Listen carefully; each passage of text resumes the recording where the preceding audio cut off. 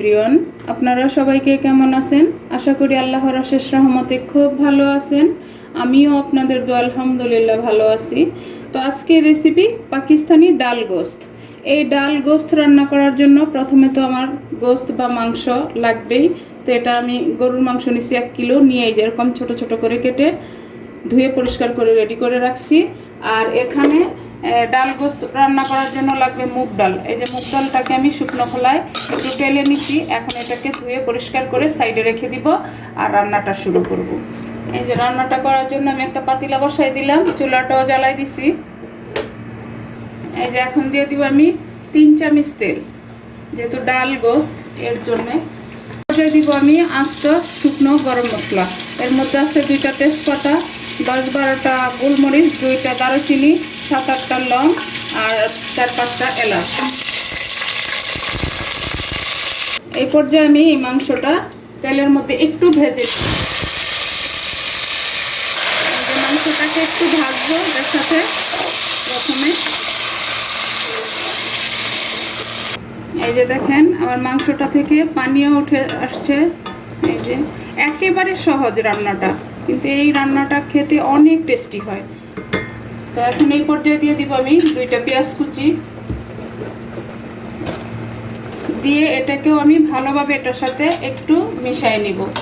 আজকের এই পাকিস্তানি ডাল গোস্ত রান্নাটা যদি আপনাদের একটু ভালো লাগে তাহলে আমার চ্যানেলটাকে সাবস্ক্রাইব করবেন, লাইক করবেন, শেয়ার করবেন এবং কমেন্টস করবেন। প্লিজ আমার ভাই বোনেরা আমার পাশেই থাকবেন। আর যারা নতুন তাদেরকে আমার চ্যানেলে স্বাগতম। আমার রেসিপিগুলো দেখে যদি একটু ভালো লাগে তাহলে আমার চ্যানেলটাকে লাইক শেয়ার কমেন্টস করে আমার পাশেই থাকবেন প্লিজ। এখন এটাকেও আমি আরেকটু জাল করে নিব। এই যে এখন এই পর্যায়ে আমি দিয়ে দিব সবগুলি মশলা একে একে। প্রথমে দিব আমি আদা রসুন পেস্ট। এই যে 2 চামচ আদা রসুন পেস্ট দিয়ে দিলাম ভরে ভরে। এখন দিব স্বাদ মতো লবণ। একেবারে ঘরোয়া উপকরণ দিয়ে হয়ে যায় রান্নাটা, কিন্তু খেতে অনেক টেস্টি, আবারও বললাম কথাটা। আর 1 চামচ দিব হলুদ গুঁড়া, একটু ভরেই দিলাম। আর 1.5 চামচ দিব আমি মরিচ গুঁড়া। আর 1 চামচ দিব ধনে গুঁড়া। এখন জিরা গুঁড়াটা দিব না, জিরা গুঁড়া দিব আবার যখন নামাবো রান্নার শেষে তখন দিব। এখন এটাকে আমি ভালোভাবে এই মাংসটার সাথে মশলাটাও কষাই নিব। এই যে আমি মাংসের থেকে যে পানিটা উঠছে সেটা দিয়ে কিন্তু মশলাটা আর মাংসটা একটু কষাই নিলাম। এখন সামান্য একটু পানি দিব, 1/2 কাপ পানি দিব। দিয়ে আমি এটার এই যে 1/2 কাপ পানি দিয়ে দিলাম।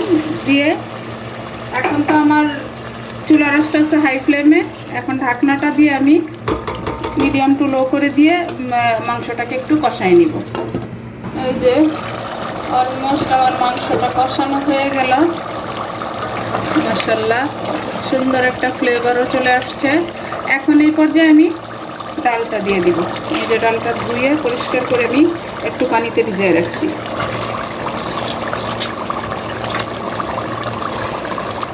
এই যে এখন ডালটাকে আমি এই মাংসটার সাথে আরেকটু ভালোভাবে কষাই নিব। এই যে ডালটা একটু কষানো হয়ে গেল। এই পর্যায়ে আমি 10 গ্রাম বাটার দিয়ে দিব। এই বাটারটা দিলে এই ডাল গোস্তের মধ্যে বাটারি একটা ফ্লেভার আসবে। আপনারা যদি কেউ চান দিবেন, আর যদি কেউ পছন্দ না করেন না দিলেও হবে।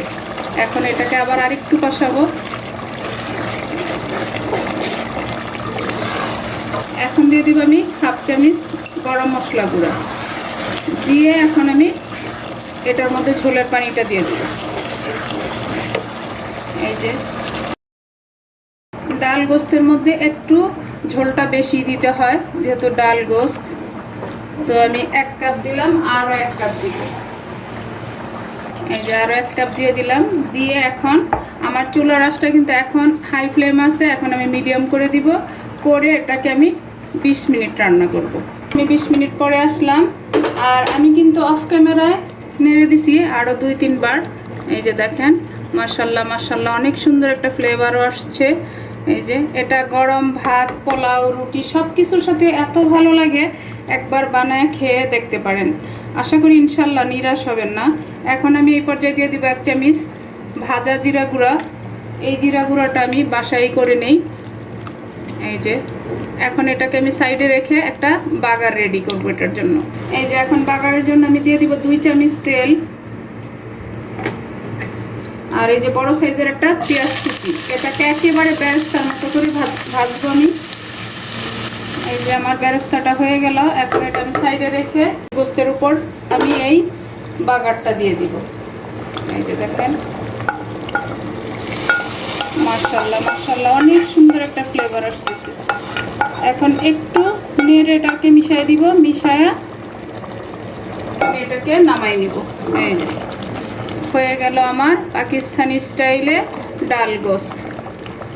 এই যে এখন এটাকে আমি নামাই নিব, নামায় সার্ভ করে আমি আপনাদের সাথে শেয়ার করতেছি যে আমার ডাল গোস্তটা কেমন হলো। দেখেন মাশাআল্লাহ মাশাআল্লাহ আমার পাকিস্তানি স্টাইলে ডাল গোস্ত রান্না হয়ে গেল। দেখতেও সুন্দর, খেতেও টেস্টি। এই যে দেখেন ডাল গোস্তটা, দেখেন লুকটা, মাশাআল্লাহ মাশাআল্লাহ। এটা গরম ভাত, পোলাও, পরোটা যে কোনো কিছুর সাথে এটা জাস্ট জমে যাবে। এটার সাথে আর কিছু লাগবে না, এটা টেবিলে থাকলে এটা দিয়েই সব খেয়ে ফেলা যাবে। আজকে আমার ডাল গোস্ত রান্না করা শেষ হয়ে গেল। আমি আপনাদের কাছ থেকে বিদায় নিব, আবার নতুন কোনো রেসিপি নিয়ে আসবো। আল্লাহ হাফেজ।